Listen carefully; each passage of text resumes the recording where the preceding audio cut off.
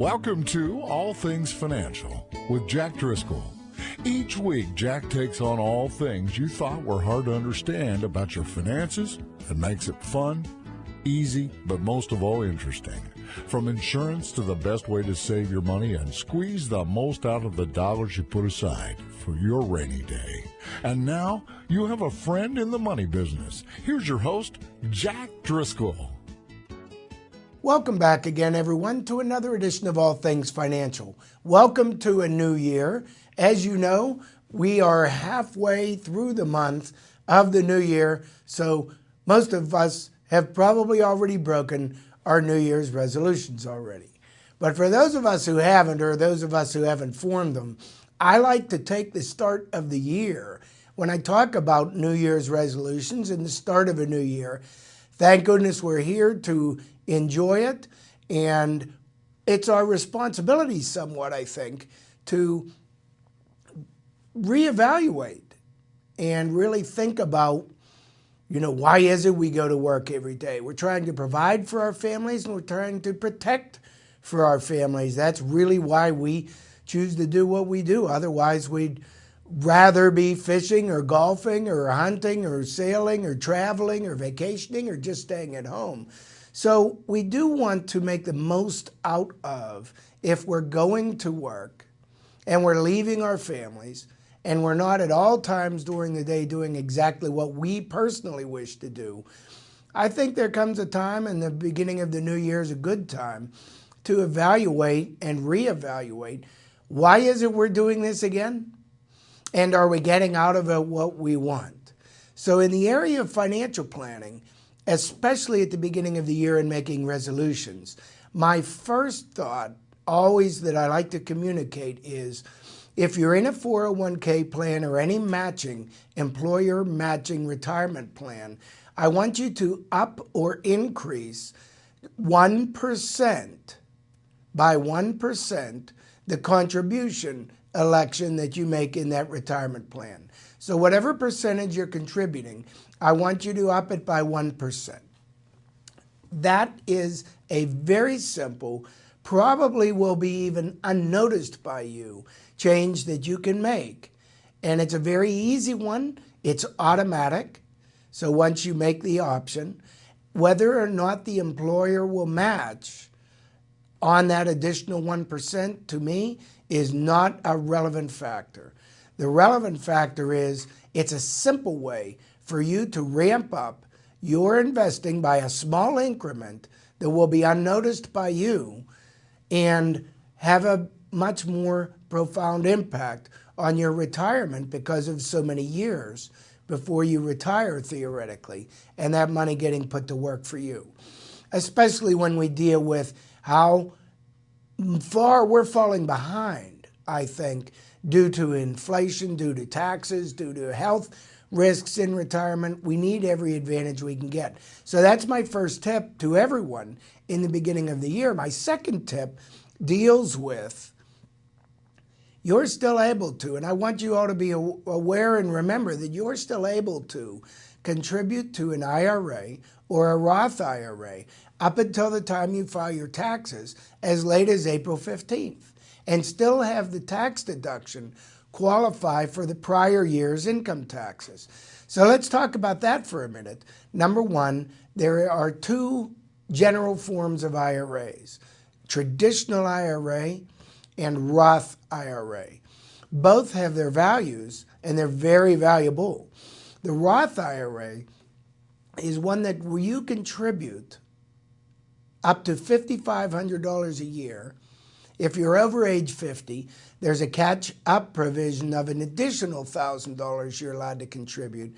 So up to $6,500 a year into a Roth IRA. There are some income limitations, maximum annual earnings, before that actually preclude you, if you earn above that, from contributing to a Roth IRA.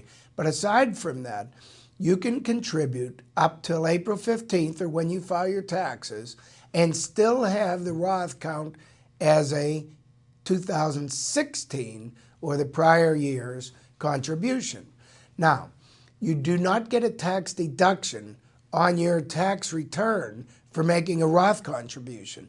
But it's a use it or lose it contribution. So if you had a last year's tax year and you did not contribute to a Roth IRA, there forever goes your chance. If you miss it for last year, you can't get last year back again. Why is that important? Number one, it's an additional year of compounding because you started 1 year earlier. Number two, the Roth IRA rules say in order for all the proceeds to be tax-free when you pull them out, you have to have attained age 59 and a half and had the funds in the Roth IRA for at least 5 years. So starting earlier starts your 5-year clock. So that's sometimes a benefit there too. So we want you to start those, or we want you to consider if you need the tax deduction on last year's tax return. Because now that it's the start of the new year, you can contribute to a traditional IRA up to $5,500, and again over age 50, the extra $1,000 totaling $6,500. And that contribution to a traditional IRA is indeed income tax deductible on last year's income tax return. So if you're in a 20% income tax bracket and you contribute $6,000, that's equivalent to a $1,200 tax refund to you on your tax return with a stroke of a pen. It's a major, major tax deduction that you get. The trade-off, as opposed to the Roth IRA being tax-free when you pull the money in retirement and not getting a tax deduction on the original contribution, the trade-off with the traditional IRA is you get the income tax deduction now, but all of the proceeds billed tax-deferred, not tax-free. And that means when you pull those monies out, you are required to pay income tax on the monies as they come out. You're not required to pull it out all at once. You're not even required to start pulling it out until you reach age 70 and a half. And even then, you only have to take out small increments. So it's not a big deal, but it is a factor in retirement planning. Do we want to strategize tax planning now, later, or both? So those are my second tips for after the first of the year when we talk about financial planning and New Year's resolutions. Number one, increase your qualified plan contributions by 1%. Number two, maximize your use of traditional IRAs and Roth IRAs. Number three, I listen all the time to and hear ads even on most people and most families don't have enough life insurance. So I want to talk to you about that because, again, when I talked early in the show about why do we go to work? Why are we spending all this time away from our families? It's actually to provide more for our families, as you know, and to protect our families. So I want to help you do that. I want to help make sure, are we getting the most out of our time at work? Well, number one means, are we saving enough of our income toward our own future? Number two means, are we building enough retirement assets for the day we can no longer work? Number three means, are we taking advantage of our group disability income options should we no longer be able to work or even temporarily not be able to work due to a disability? So I want you to max out on your group plans for disability, and that's everybody. We run into probably the biggest, weakest link that I see in financial planning. Financial plans are only as strong as their weakest link, as I've said in many shows. The biggest link in many plans is disability income link is actually ignored, never even discussed, never addressed. So there's no protection for disability income. Statistics will show, and I've said this in other shows, and I'll continue to say it again, at least when you have an account, let's say at work, and they give you the big laundry list of which options you want to take on your voluntary plans. So you get to choose eyeglass, dental, disability, life insurance, all these options. A lot of people choose the disability, but a lot of people don't. So I'm imploring you all to go there first, because that's the one that's most expensive to do on your own outside of the company plan. It's easy to open retirement plans. The only thing you lose there is the match that the employer would be giving. But it's very expensive to get the disability income plans that are offered through your work on your own. And on your own, you have to medically qualify, and a lot of people cannot qualify on their own for disability insurance. So that's the big one that I want to hit as my third point here. Take advantage of maximizing your time at work and making the right elections to make sure that your family's protected if you cannot work. Tell your spouse the same thing at their job if it's available through them. Now, we get to the next area of protecting the family, and again, making sure you're making the most of your time at work, solidifying your financial resources and protection for your family, which is, again, my premise on why we do it. So we get to the area of life insurance, and most families don't have any life insurance outside of work, or nowhere near enough life insurance if they do. Many people just buy term life insurance, good for 10 years, let's say, and that coverage many times comes and goes and it expires and is never used. Thank goodness. That's our goal, you know. Our goal is not to use up life insurance within the period of time that they allot. Our goal is to outlive our life insurance somewhat, but that creates its own risk. Because if we outlive our life insurance, then something happens to us and our spouses or families are still dependent on our income or our ability to continue to earn income because we didn't adequately fund retirement, we've crippled our surviving heirs, our family, our remaining heirs. So what we do in that case is we back up a little bit, especially at the first of the year, and we say, wait a minute, if something happened, and you and I both know people in the prior year, last year, that are no longer with us, who were with us last year at New Year's.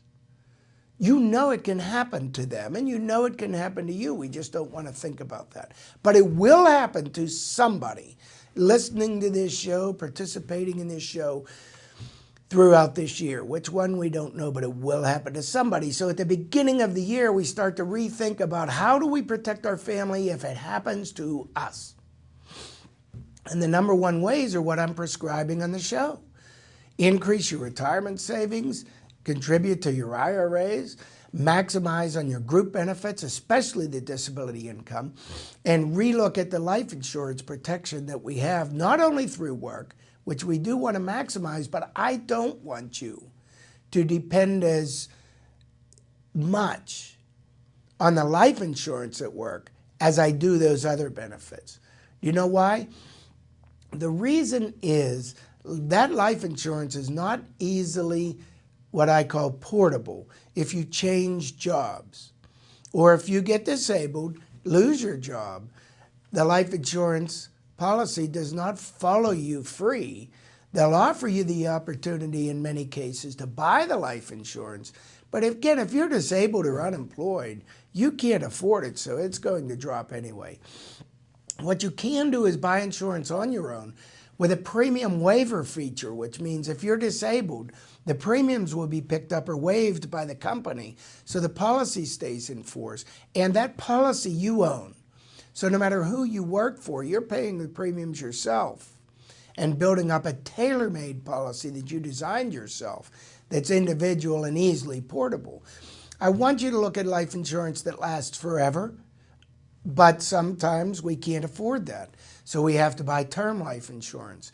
No matter what type of life insurance, call our office. I'll help guide you through the different forms of life insurance, how to program your needs. How much is enough? How much is too much? How much can we afford? What's the best type to buy? All of those types of questions we can help you navigate. One of the key questions, how much do we need? The easiest answer that I know of for starters, for a starting point, is how much income do you have coming in? Whatever that is monthly, Almost all your needs are driven by that. Your retirement needs, your disability, even unemployment, or if you prematurely pass away. Here's how we look at that. Financial planning in concept can be very simple. And here's where I see that it's simple. All plans, I think, can be built based on what are you earning monthly. Whatever you're earning monthly typically is how much needs to continue coming in whether you're working or not. So all of these contingent plans, this retirement planning, these IRAs, the disability income, the life insurance, guess what they are? They're really just self-completing plans if you don't make it. So let's talk about the retirement planning, the IRAs. At some point, your paycheck will stop. That's the thing I want you to think about in the beginning of the year. When you're making New Year's resolutions, realize something that you probably never realized or haven't thought much about. I never realized, yes, our income is going to stop someday from the sources it currently comes, because that's our paycheck. We didn't realize our income's going to stop one day.